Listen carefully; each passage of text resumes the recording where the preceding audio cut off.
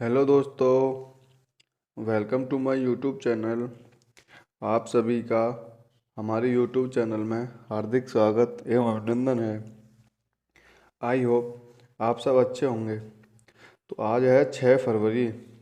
6 फरवरी 2023 से जितने भी करंट अफेयर के क्वेश्चन बन सकते हैं हम इस वीडियो में डिस्कस करने वाले हैं। यानी 6 फरवरी 2023 से जितने भी करंट अफेयर के क्वेश्चन बनेंगे हम इस वीडियो में डिस्कस करेंगे। तो आज का जो हमारा मोटिवेशन कोड रहेगा तो वो है आज का हमारा मोटिवेशन कोड। क्यों रुक जाते हो 4 दिन की मेहनत के बाद? क्यों रुक जाते हो 4 दिन की मेहनत के बाद? अरे वक्त लगता है बीज को फसल बनने में। यानी 4 दिन की मेहनत के बाद रुक जाते हो, मेहनत वक्त मांगती है। यानी क्यों रुक जाते हो 4 दिन की मेहनत के बाद? अरे वक्त को यानी वक्त लगता है बीज को फसल बनने में। यानी बीज जो होता है उसको फसल बनने में टाइम लगता है। तो चलते हैं अपने टॉपिक पर। आज है 6 फरवरी। 6 फरवरी 2023 से जितने भी करंट अफेयर क्वेश्चन बनेंगे हम इस वीडियो में डिस्कस करने वाले हैं। तो आज का क्वेश्चन रहेगा हमारा, हाल ही में अडानी ग्रुप ने किस देश में हाइफा बंदरगाह का अधिग्रहण किया है? यानी अडानी ग्रुप ने जो हाइफा बंदरगाह का अधिग्रहण किया है तो वो कहाँ था? वो है इजराइल में। यानी अडानी ग्रुप ने इजराइल में हाइफा बंदरगाह का अधिग्रहण किया है। यूएई और इजराइल ने पहले यूएई और इजराइल ने पहले अरब मुक्त व्यापार समझौते पर हस्ताक्षर किए हैं। यानी यूएई और इजराइल ने पहले अरब मुक्त व्यापार समझौते पर हस्ताक्षर किए हैं। और जो है इजाक हरजोंग जो हैं वो इजराइल के नए राष्ट्रपति बने हैं। यानी इजाक हरजोंग। ओफेक 16 नामक एक स्काई यानी ओफेक 16 नामक स्पाई सैटेलाइट लॉन्च किया है। यानी इजराइल ने ओफेक 16 नामक स्पाई सैटेलाइट लॉन्च किया है। जलवायु परिवर्तन को राष्ट्रीय सुरक्षा मुद्दा घोषित किया है। यानी इजराइल ने जलवायु परिवर्तन को राष्ट्रीय सुरक्षा मुद्दा घोषित किया है। तो नेक्स्ट क्वेश्चन है हमारा, हाल ही में सेमीकंडक्टर उद्योग में सहयोग को बढ़ावा देने के लिए भारत किस देश के साथ टास्क फोर्स बनाने पर सहमत हुआ है? यानी सेमीकंडक्टर उद्योग में सहयोग को बढ़ावा देने के लिए भारत किस देश के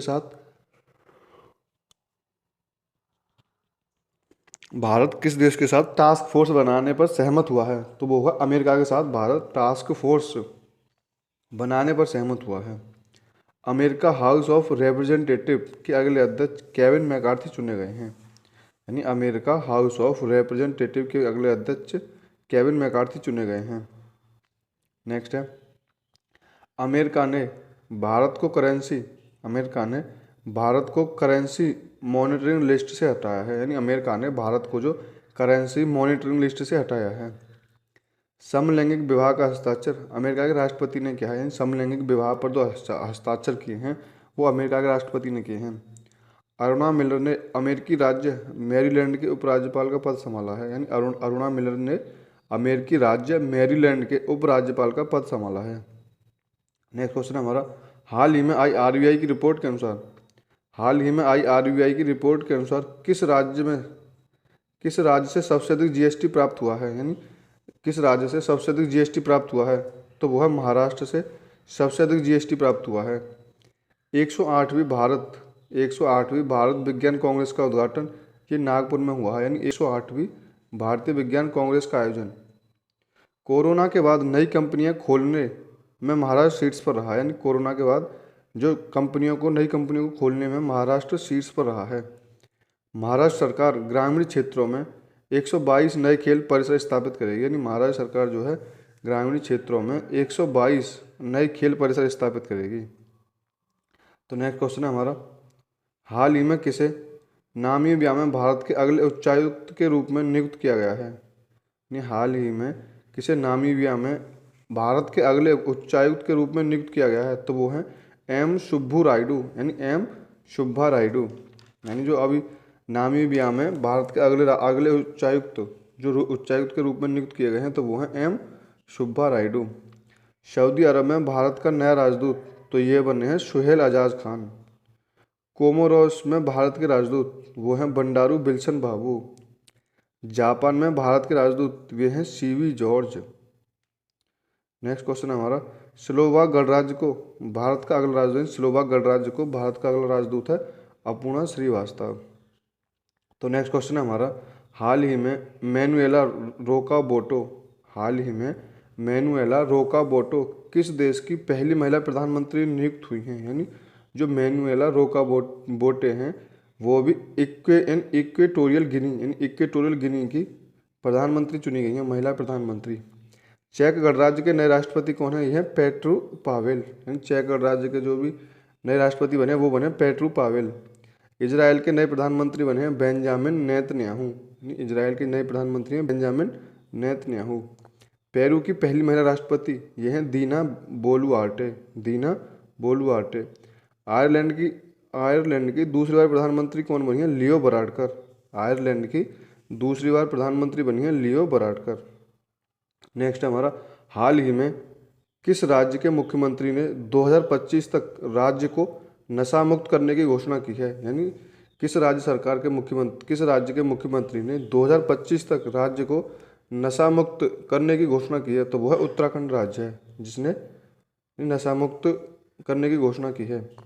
74वें गणतंत्र दिवस परेड में उत्तराखंड की झांकी ने पहला पुरस्कार जीता है, यानी 74वें गणतंत्र दिवस की परेड में उत्तराखंड की झांकी ने पहला पुरस्कार जीता है। उत्तराखंड की स्थापना दिवस 9 नवंबर को मनाई जाती है। उत्तराखंड हाई कोर्ट को नैनीताल से हल्द्वानी शिफ्ट किया गया है, उत्तराखंड जो हाई कोर्ट है उसको नैनीताल से हल्द्वानी शिफ्ट किया गया है।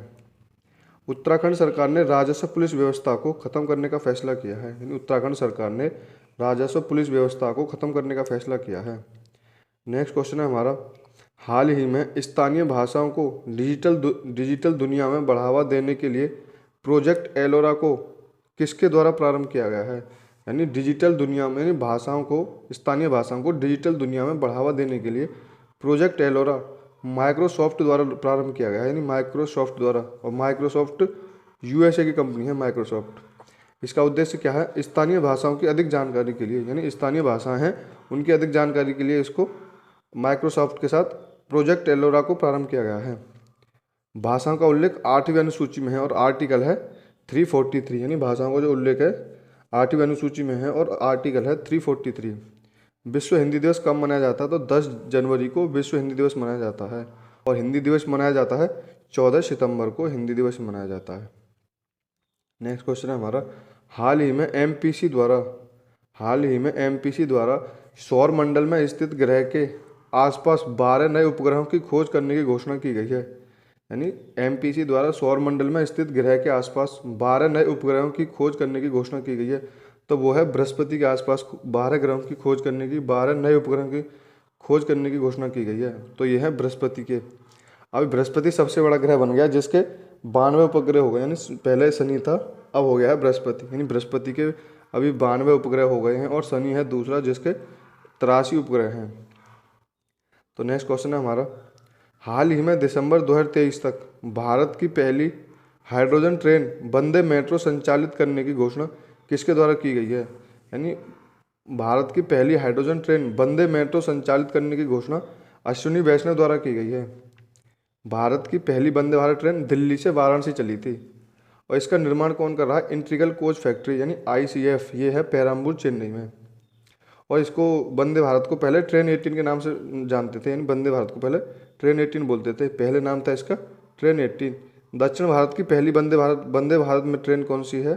वो चली है, यानी दक्षिण भारत की वंदे भारत ट्रेन है वो चाहे मैसूर से चेन्नई चली है, मैसूर से चेन्नई चली है।